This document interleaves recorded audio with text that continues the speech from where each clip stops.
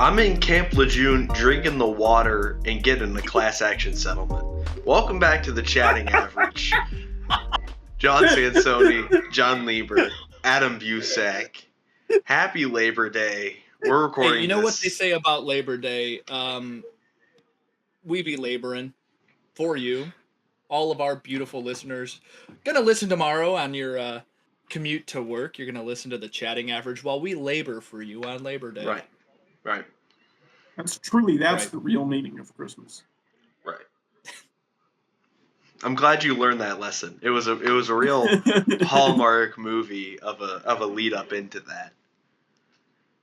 But it's officially September 1st as we're recording this. Labor Day. August is come and gone. Happy Glabertorious Day to all who celebrate. Happy Labor Day to the Detroit Tigers, who, not to tease this a little too much, still the number one seed in the postseason picture on the AL side. But, that's putting the tiger before the horse here. So. John and I are Cart having before the the same tiger. thought, which is, are there any horses in Major League Put the Baseball? cart before the tiger, because it's like the cart before the horse. Yeah, that makes more sense. Yeah, that does fit a little bit better.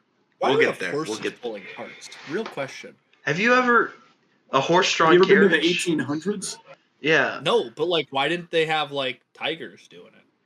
What made us? First of all, there were not tigers on this continent, and second of all, yes, there were. a lot North easier. American tigers. A lot easier to tame horses. Yeah. Have you ever tried to have a tiger do something? Matter of fact, have you ever tried to make a cat do something? That's true. Very difficult. What are your That's thoughts? why the Iditarod is ran by dogs and not cats. What are your thoughts on lions pulling the carts? The lion. I would like to see some lions pulling the Sooner Schooner in front of OU games. It might still tip over. You know who won't be pulling it? Ralphie 7, because they don't want to run. That's Ralphie 6. Ralphie 7 is currently being trained. You were close. Ralphie 7 doesn't want to run either. You don't know that. True. You've never met her. You've never met her. You don't know. Ralphie 7 needs a porta potty on the side of the field. White knighting for Ralphie 7 for no reason.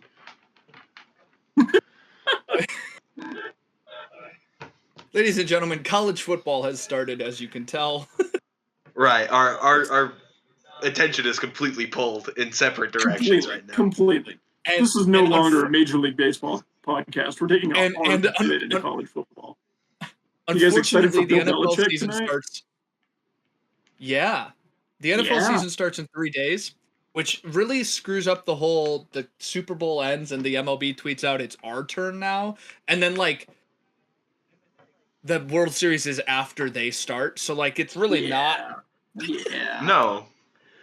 Yeah. They never really I've never been a big fan of leagues that do as soon as one league's championship is over, they do it's our time now. We take center stage. Blah, blah, blah, whatever. I've never been a fan of that. So, and to me it comes too close to the archetype of person online, which is the please like my sport guy. You never want to be a please like my sport guy. Look, all I'm saying is, Super Bowl comes and goes. It's the UFL's turn. It's the UFL's turn. All right? There's championships being forged in Arlington, Texas, and it's right across the street from Grillo Field. How many UFL teams do you think you could name? I can name all of them. You can name all of the UFL teams. I can name all 8 UFL teams right now. Okay, let's hear it. All right, so the XFL conference. You've got the St. Louis Battlehawks. You've got the DC Defenders. You have the Arlington Renegades. They used to be the Dallas Renegades, which was a whole thing. And then you also have the San Antonio Brahmas. In the USFL conference, you have the Houston Roughnecks, which is technically the Houston Gamblers franchise rights from the USFL, but they took the Roughnecks branding and they transferred the coaching staff from because they thought Brahmas that the Houston to the Gamblers would be a good name in the first place. That was the thing they thought was a good idea in the first place. I really can't explain it. You've also got the Birmingham Stallions, who almost got moved You've got the Memphis Showboats, and then you have the Correct. Michigan The same one. Panthers, The Michigan Panthers. That's who are correct. also There being seems threatened to to be be- there moved because seems to be, Ford like- Field's really expensive. Correct. There seems to be one thing that is just like UCLA in the AC or in the Big Ten. Why is Michigan a part of this? Well, if you look at There's the 6 Texas teams. Yeah, I mean, it's San Antonio. You're looking at Arlington. You're looking at Houston, and then obviously there's the Birmingham team. Memphis, I guess, is a little bit further north, but St. Louis and DC and Michigan.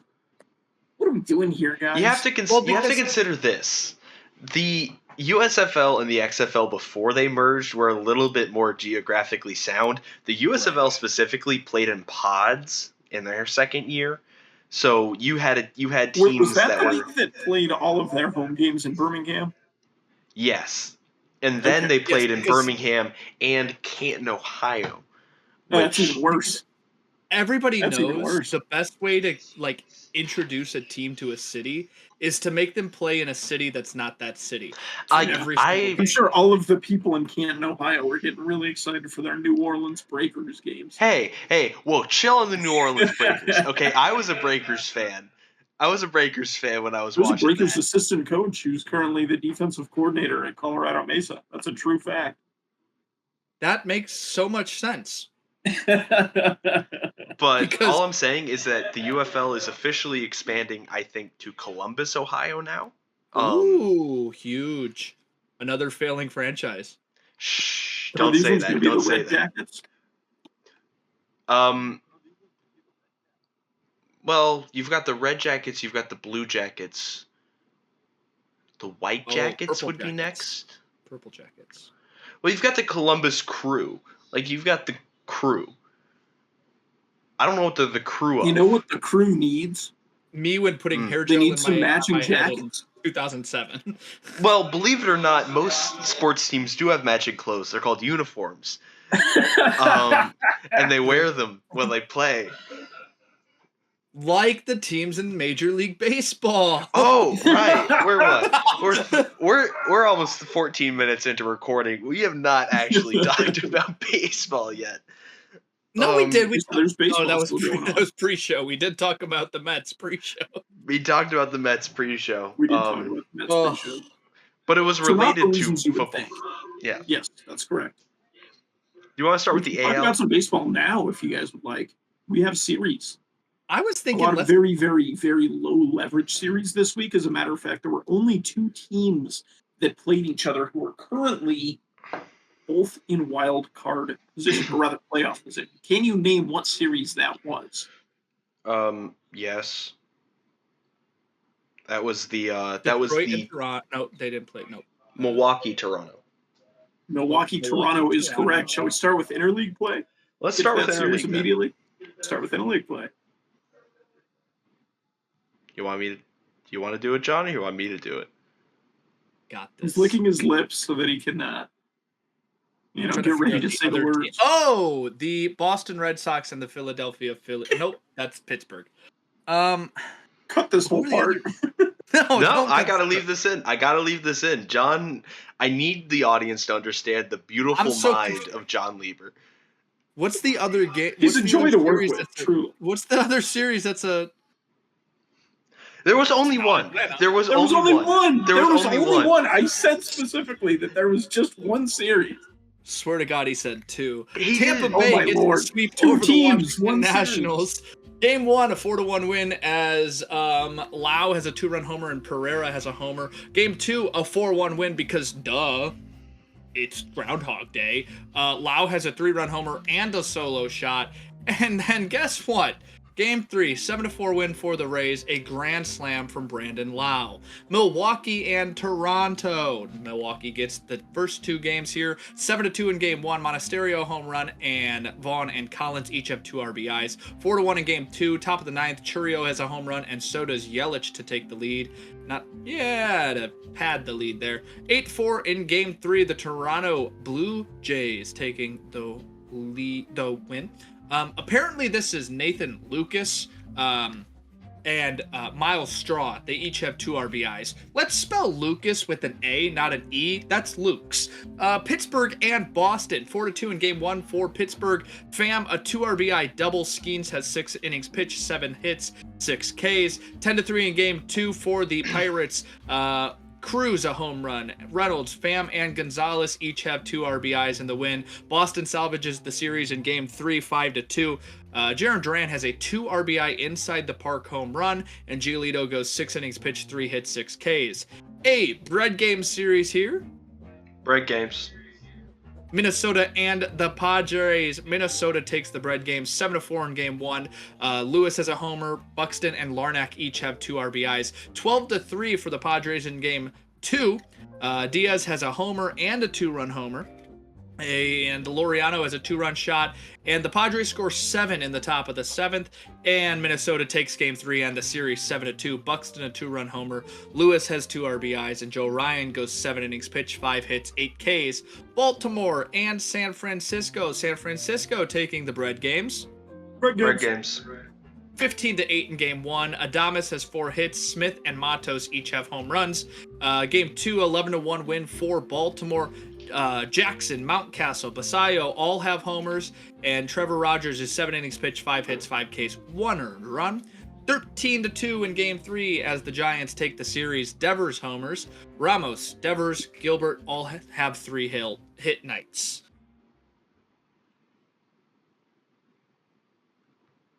Where do we start here in interleague play? Probably the series that matters. The one series that actually had playoff implications here. Milwaukee taking the series from Toronto. Bit of a grudge match here. Shane Bieber showing out. He has been pretty good in his return to the major leagues. Obviously was rehabbing Tommy John, and while he was rehabbing, got traded from the Guardians over to the Blue Jays. So never really made another appearance in Cleveland, where he was one of the best pitchers of that back half of the 2010s, but has really picked up some form as he's returned to the field of play. Yeah, I mean that's quickly looking like one of the biggest, transgressions of the trade deadline. I think if he's somebody that's going to continue pitching effectively throughout September and into the postseason, I mean, that could have been one of the most savvy, most nifty acquisitions for any team. I am not surprised that Milwaukee won. And it seems weird because, 2-3 weeks ago, we would have been like, this could be the World Series matchup. Not really, because we know Milwaukee's probably not getting to the World Series. But, you know what I mean? I'll say this, they've been hitting a lot better than people give them. That's true. This year, they look like a much more complete team than they have in years past. And I wonder exactly how much of that has to do with, their change in managers over the last, 2 off years. Yeah, I think this is an interesting series. It could very well end up being the World Series.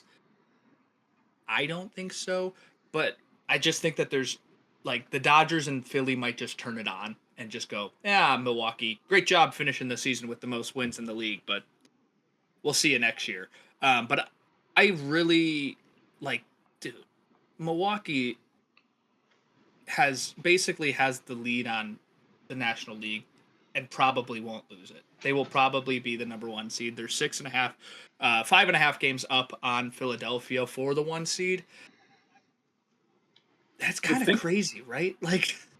The thing about Milwaukee, I think, is that they are as close as we've seen in a while to, this is one of the better regular season teams we've seen in a while, right? And the fact that they're leading, I think, the league right now obviously has something to do with the division that they play in.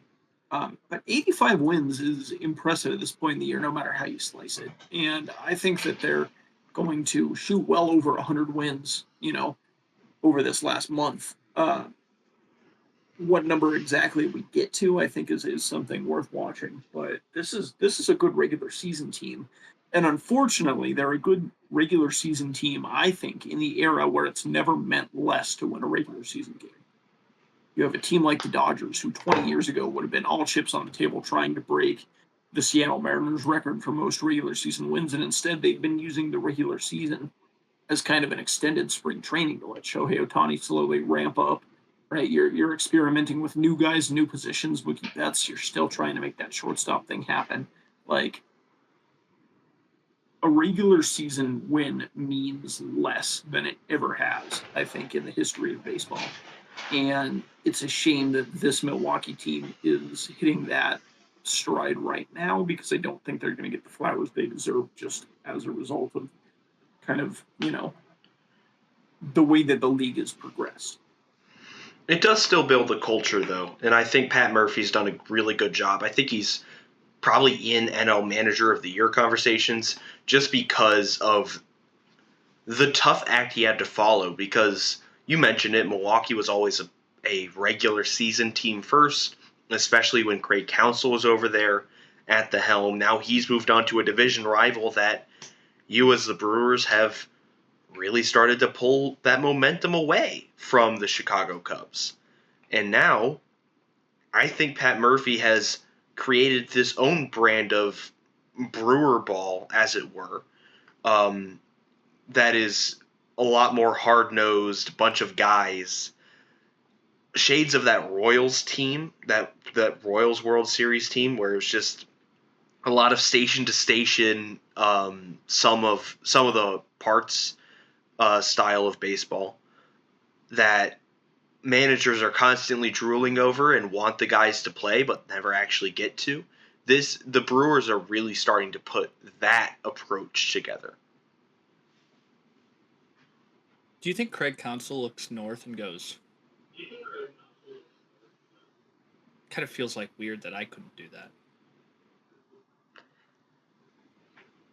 I don't know. Not necessarily, because I think the roster right now is different than any roster that Counsell coached with. First of all, I think there's a lot of young guys and young hitting prospects that are arguably better than any of the guys that he was afforded to play with. And also, there's less Willie Adames, right? Like, the teams are just different. That being said, I mean, I think if Milwaukee were to put it together for a deep postseason run, yeah, I think it's fair to question, is Craig Counsell as much of a wonderful coach as everybody, kind of pictures him to be? But for the time being, I don't think that that's a narrative that I'm buying in on. And there's complete buy-in on the north side organizationally. I mean, you see just how much they did to change in the off season, and Kyle Tucker chief among them, and the buy-in they've had with most recently with the waiver moves like bringing in Carlos Santana, a player that they didn't necessarily need in the first base / DH mix, but you see this as a team that is squarely looking towards the postseason. And I know we're talking about a team that we haven't even talked about their series against the Rockies yet, but this is a team with their sights fixed squarely on the postseason.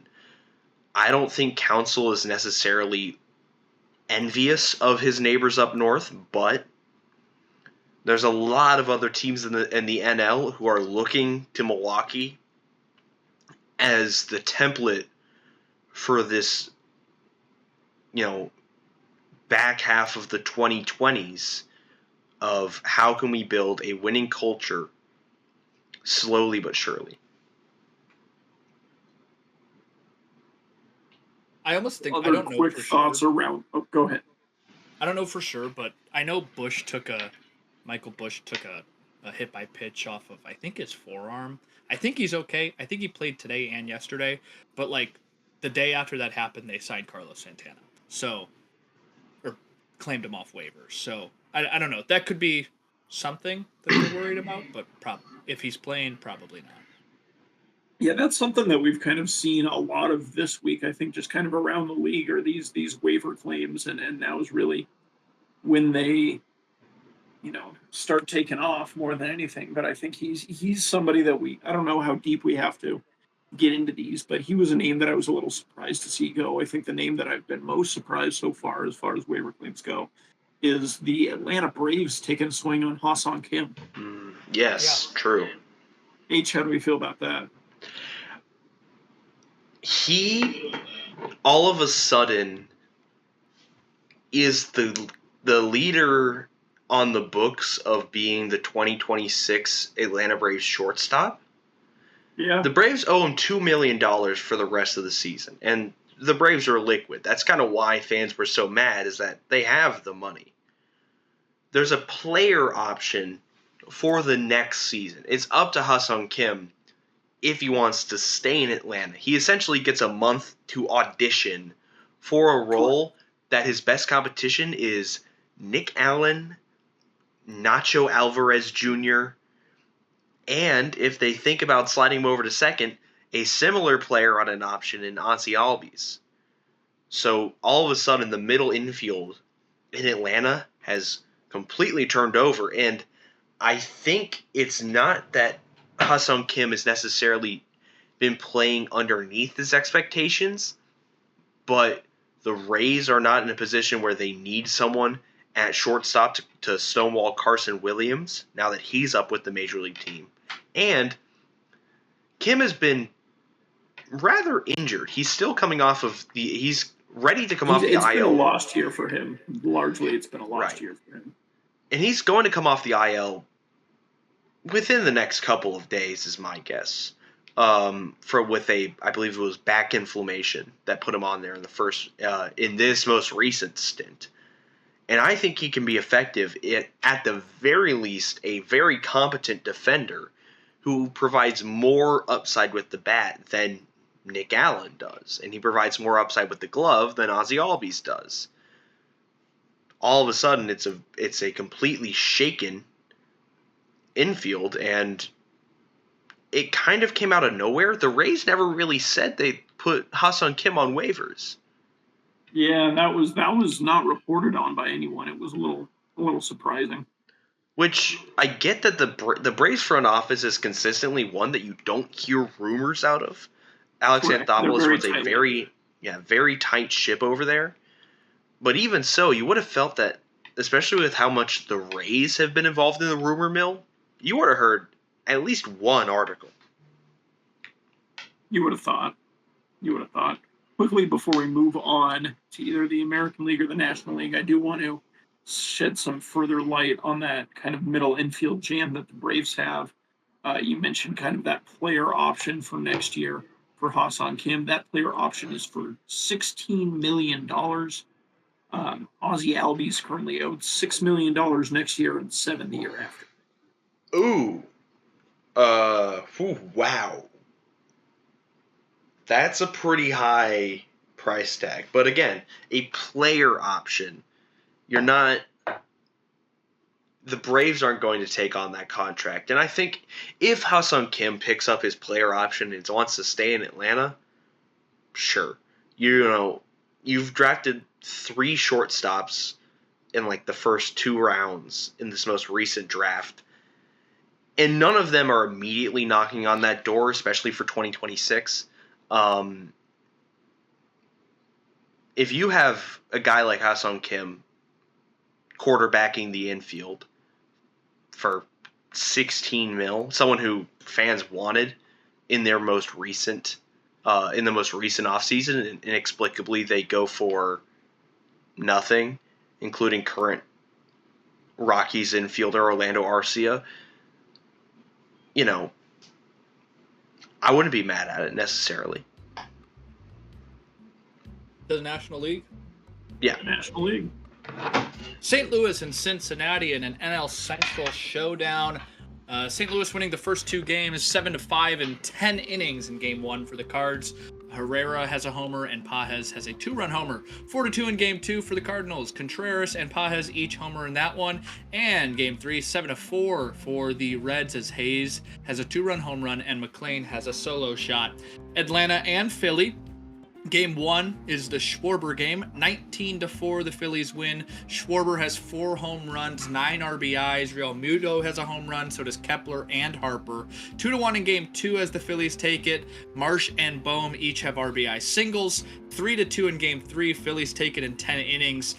Wilson with a home run, and then bottom of the 10th, walk-off 2 RBI single from Trey Turner, and the Atlanta Braves salvage it here in Game 4 with a 3-1 win as Drake Baldwin has a 2-run home run. Miami gets a series win in 4 games over the New York Mets. 7-4 in Game 1 as Lopez has 2 RBIs. 19-2 as the Mets' only win of the series. Soto has a 2-run home run. Nimmo has 2 home runs. Alonso, Vientos, and Torrens all have scores 5 at the top of the first. Norby and Weimer each have 3 RBIs on the day. And Game 4, a 5-1 win for the Marlins, taking the series as Ramirez has a 2-run home run and Sandy Alcantara goes 7 innings pitch, 6 Ks.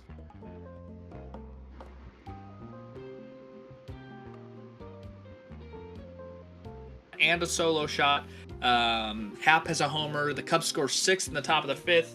And Bush has a home run as well. Game 2, a 4-3 win for the Cubs. Tucker, Happ, Horner, and Kelly each have RBIs. And a 6-5 win for the Colorado Rockies in Game 3. Braxton Fulford with an RBI triple. And in the bottom of the 9th, a walk-off RBI triple from Mickey Moniak.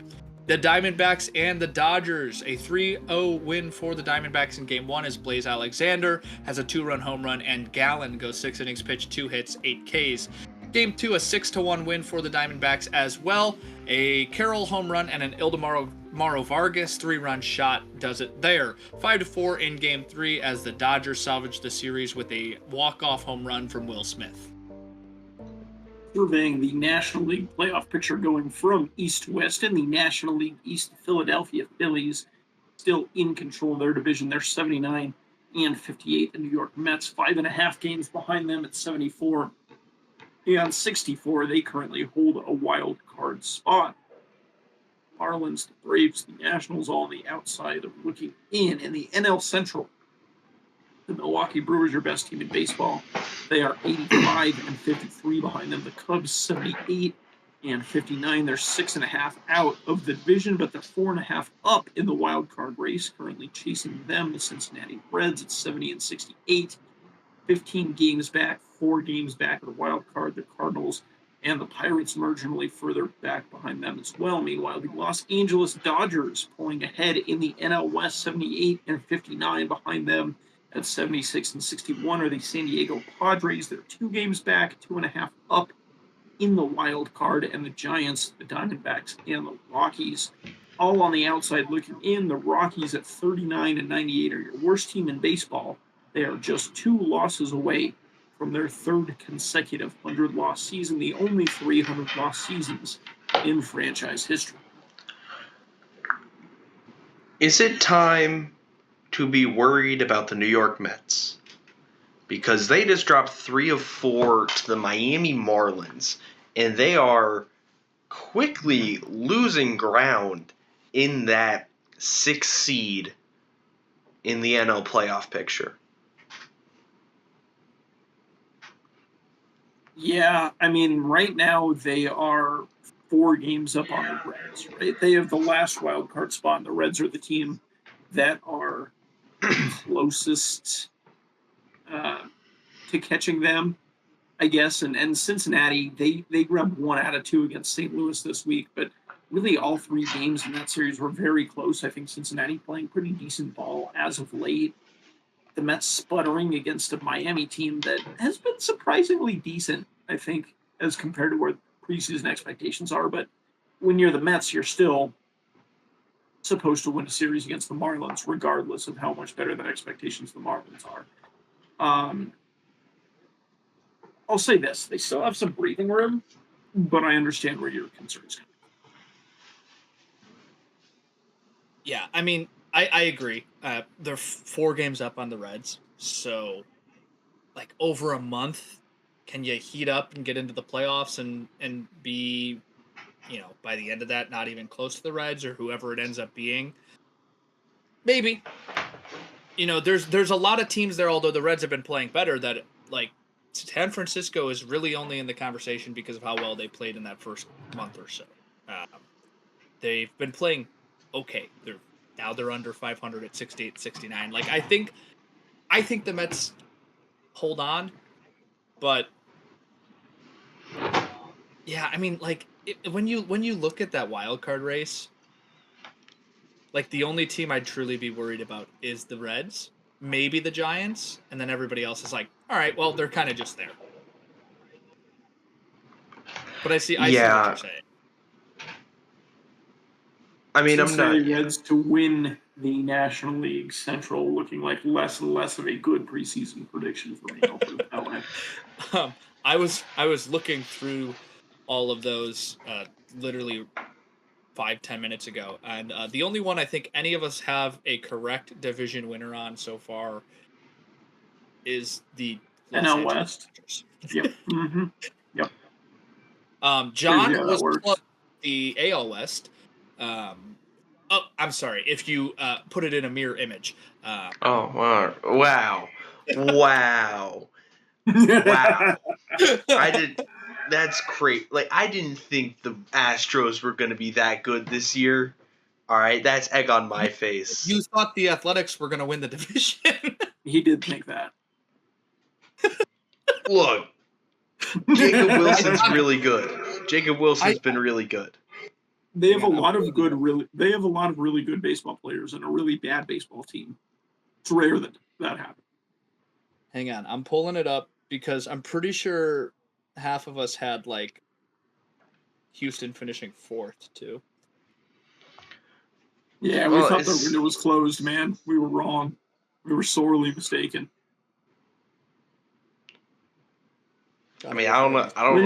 While you're looking that up, I'm going to quickly make mention. How about the Diamondbacks taking 2 out of 3 from the Dodgers? I mean, the Dodgers, not only did they lose the series, but the game that they did win, Sunday's getaway game, took a walk-off home run, or not a walk-off home run. It was Will Smith. What did he hit? It was a walk-off home run. I was right to win that game. So even the win, they just barely eke out. I mean, these are games that you can't afford to be dropping, especially as the Padres continue proverbially, be hot on your trail. Arizona's certainly not the worst team in the division, but that's a team that you cannot afford to be losing a series to this late in the year. No, and that's a team that sold hard at the deadline. Hard. You're getting beat by Ildemaro Vargas and Blaze Alexander. Hey, man. Hey. Well, Blaze Alexander from... I know. The same place. I get it. Not too much on Blaze Alexander. I get it. Not too much on Blaze Alexander, but you have to understand our expectations for Blaze Alexander and our expectations for a team that is Shohei Ohtani and Mookie Betts, and this Freeman, where their worst player is like Alex Call or like Alexis Diaz, who have both been really good before. This is not. This is not necessarily a very pretty 2 of 3 to drop. This is not your this is not the we're on to Cleveland's of the world. Like, you need to prove your worth in this next series. American League? Any final thoughts on the National League, or shall we move forward? Forward we go.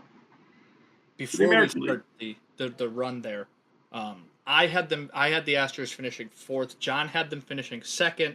Adam had them finishing 3rd. We all had the Angels dead last, which could happen still. A lot of time left. Adam did have the Mariners winning the division, which they're 2 games out. All I'm saying. I'm a visionary. There's a chance. Now, I had the Rangers winning the division. They're 4 games out. There's 4.5. There's still a chance, kind of. Oh, yeah, and John had the Athletics winning the division. Into the American League. the Seattle Mariners and the Cleveland Guardians. The Guardians getting the series win in the first two games. 5-4 in game one. Manzardo with a homer, Jones with a homer, and bottom of the ninth, a Stephen Kwan walk-off sac fly. Thank God we didn't trade that guy at the deadline. 4-3 in game two. Manzardo has a two-run shot, and Williams goes 7 innings pitched, 4 hits, 8 Ks. 4-2 for Seattle in game three, as Arozarena has a two-run home run, and Julio has a 2 RBI single. The New York Yankees and the Chicago White Sox. Yankees take the first three here in a 4-game set. 10-4 in game one. Bellinger two-run home run. Jazz a homer. Grisham a homer. And Vargas does have a grand slam. That's the only reason there's runs scored. Game two, 10-2 for the Yankees. Grisham has a grand slam, and Volpe has two-run home run and 3 RBIs on the day. A 5-3 finish for the Yankees in 11 innings in game three. Judge and Wells each homer. And then the Yankees score 3 runs in the top of the 11th to secure that one and the series. 3-2 as the Sox take one. Will Robertson with an RBI double, a mid-Missouri native. Montgomery and Sosa each have home runs.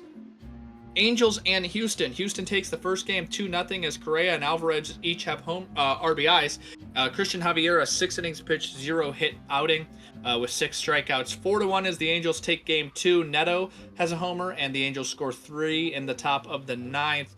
3-0, a shutout win for the Angels in game three.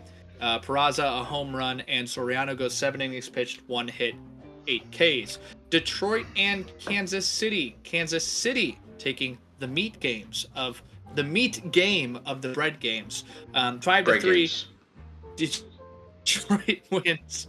Dingler a home run. Green and Carpenter each have 2 RBIs. A 3-1 win for the Royals in game two as Garcia homers and so does Witt for a 2-run homer there.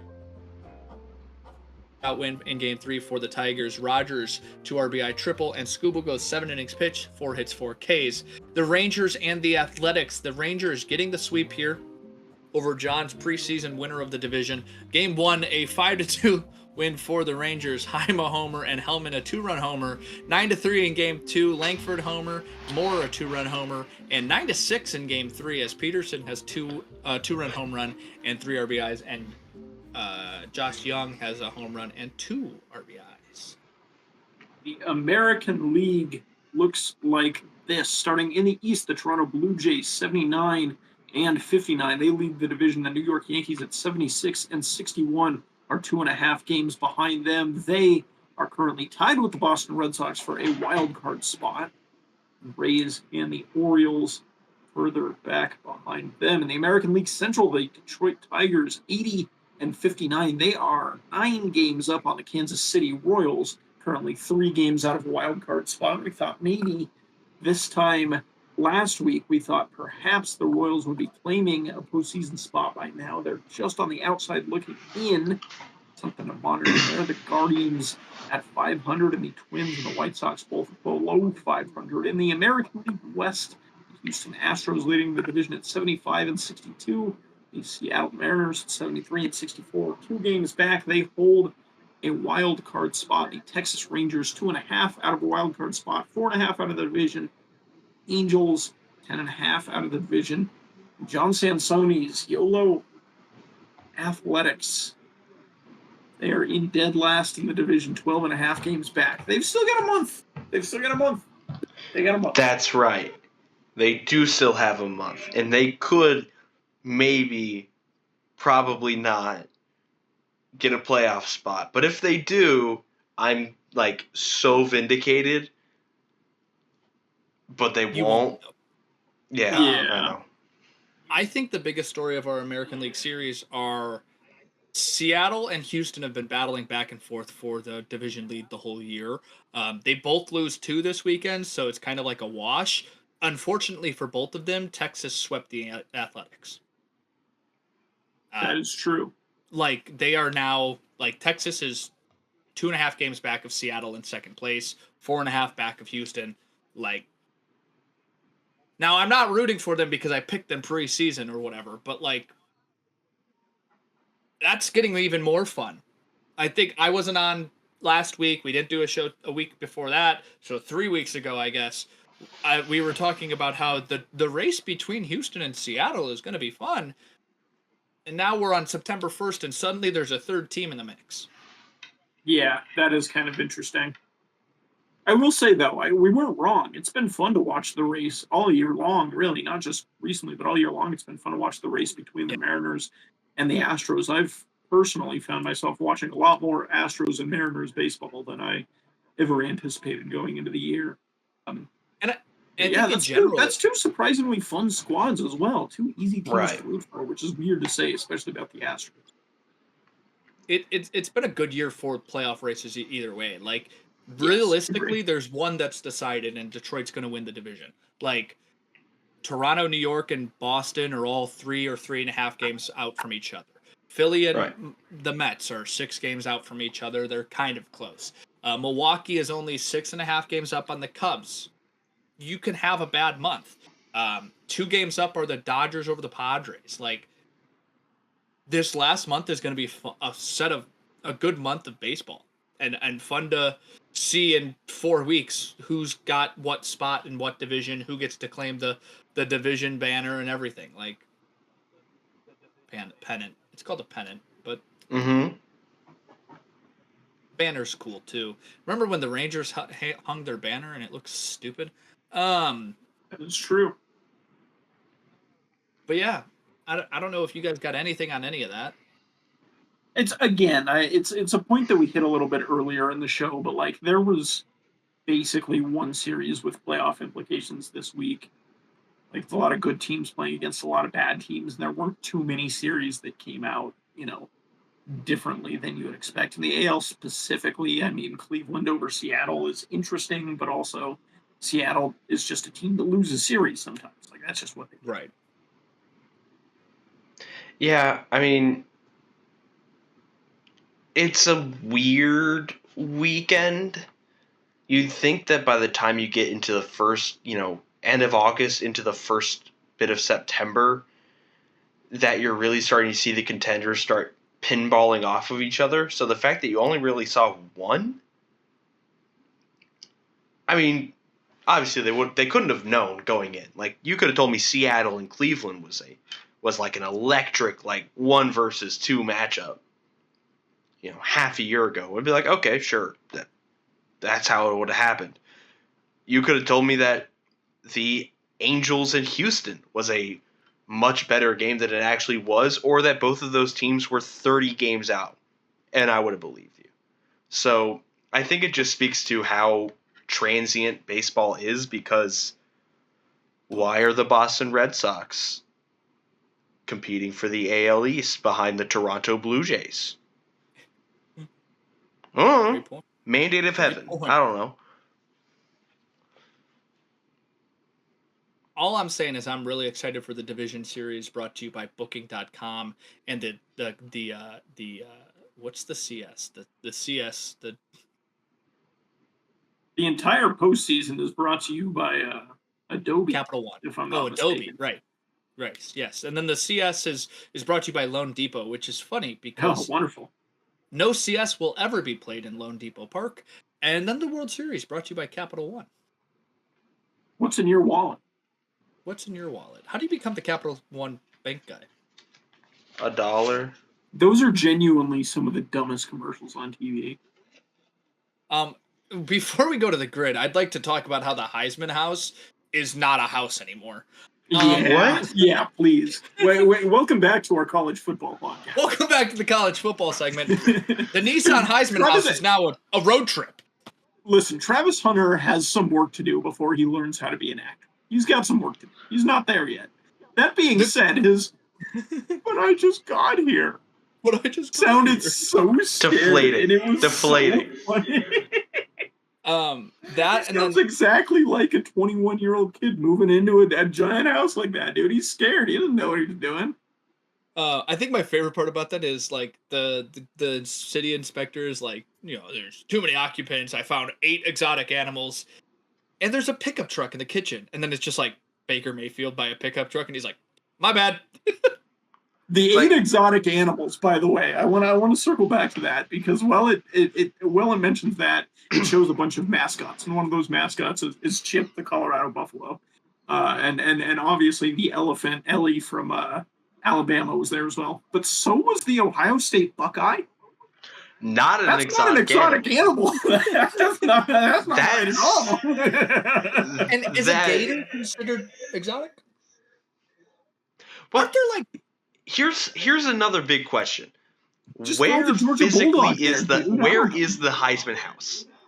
Oh, that's a good question. Physically, In where is the Fansville, Heisman dude? house? Shut up. Oh, it Right, might be but all I'm Fansville. saying is That's that actually true. a gator can be exotic to like North Dakota, but it's not I exotic used to to think like that a Florida. gator was exotic in like Illinois until all of a sudden there was an alligator swimming in Lake Michigan. It's a really big lake. But you're dumb. The exterior used for the commercials for the Heisman house is a real house located in Pasadena, California. There's not gators out there. There's not a lot of gators out in Pasadena. But aren't there Just buffalo saying. in California? Or there used to be? Not anymore. I think There we used to be killed all of them. buffalo not everywhere, man. That was kind of the Yeah. whole thing. We did a real good job of killing them off, though. I'll say that. I think I have to watch that commercial again because I know what you're talking about, the Heisman. All I'm saying, Chip was not afraid to run across the country, unlike It wasn't- a it certain wasn't. actual mascot over there in Boulder. Ralphie. You Coward. cutting a promo on Ralphie 6 right now, dude. Look, all I'm saying is, ever Listen. since Oh my Coach God, Prime listen. got there, everything Colorado has become Hollywood. And now you're telling me even the mascots don't want to participate? I'm shocked, I tell you. Shocked. I'm surprised Fox Sports' CFB account on Twitter hasn't made 10 posts about it yet. Can I say something? Mr. Lieber. I know that I mentioned that the Heisman House is in Fansville. No.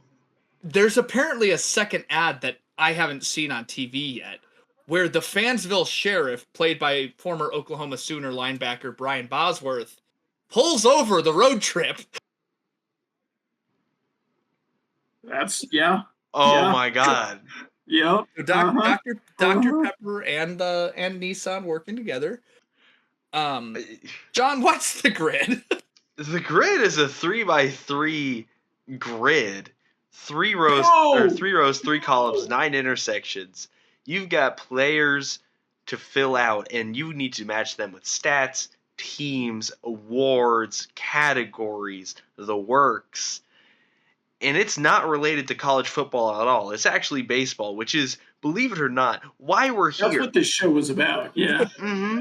You might be a first-time listener, but this is actually a baseball show. Like, You know, sometimes you gotta step out of your comfort zone, guys. That, you know. yeah, don't I know it? Anyways, who are the today- teams in this week's grid? Yeah. The grid today is none of those categories. It's all teams. Row 1, the Atlanta Braves. Row 2, the Houston Astros. Row 3, the Kansas City Royals. The Brewers are column 1, the Tigers column 2, and the Orioles column 3. I already have an Oriole Brave or a Brave Oriole. I don't think so, though, because he only played 3 games for the Orioles in 2024. One of 4 teams he played for in 2024. It's Christian Pache. I would have said Rylan Bannon, but okay.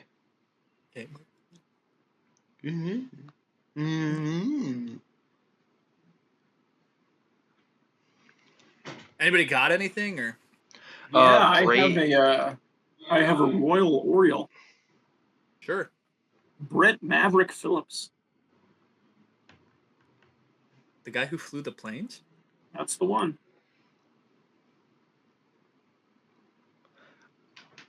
I have a Brave Tiger. Sure. Do you? Is it Mike? It's Travis Demerit.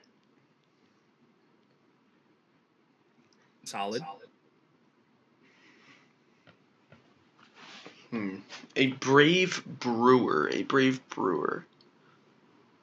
I don't want to say Orlando Arcia because, well, seems a little too easy, you know? What about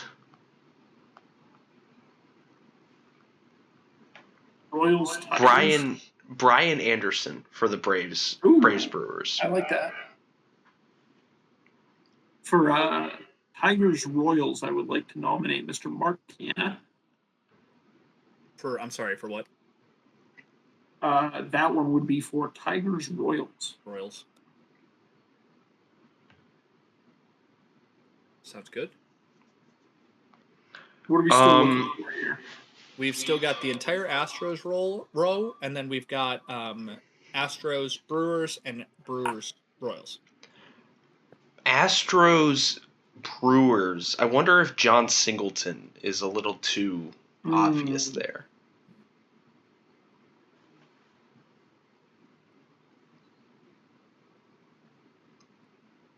What about Josh Hader? It was a joke, guys. It was a funny haha. You're supposed to laugh. You can tell this segment every week just turns into us very deep in thought without much actually. Right. Like, we can't really help it either. You're trying to think of the most obscure players you've ever thought of. And I've got an Oriole Astro, speaking of most obscure player you've ever heard of. Sure. LJ Hose. Wow. God, it is spelled like that too. He changed his number from 0 to 99 over the course of his major league playing career. Got a 99 problems, but number Oriole 8-1. Royals Brewers. Give me Luke Maley. I like that. What do we have left? Or Astros, Brewers, Astros, Tigers. Astros Brewers Mauricio Dubon.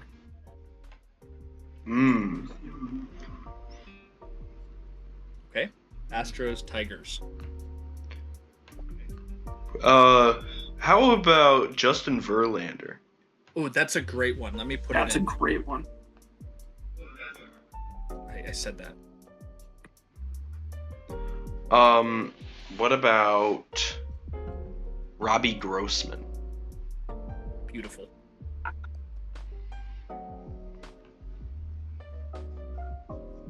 Rarity score of 6.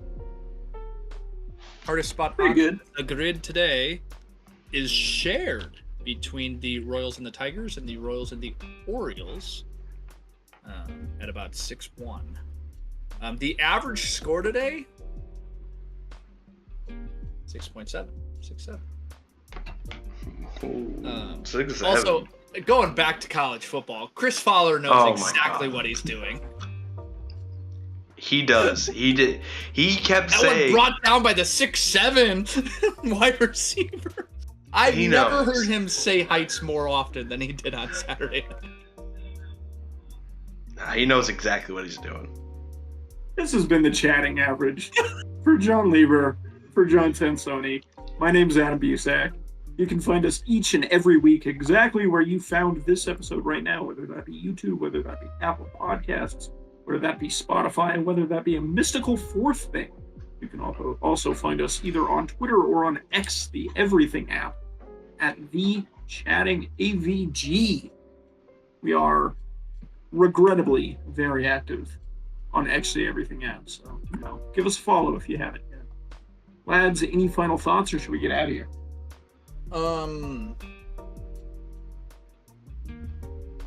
Thanks for listening. No. BKU.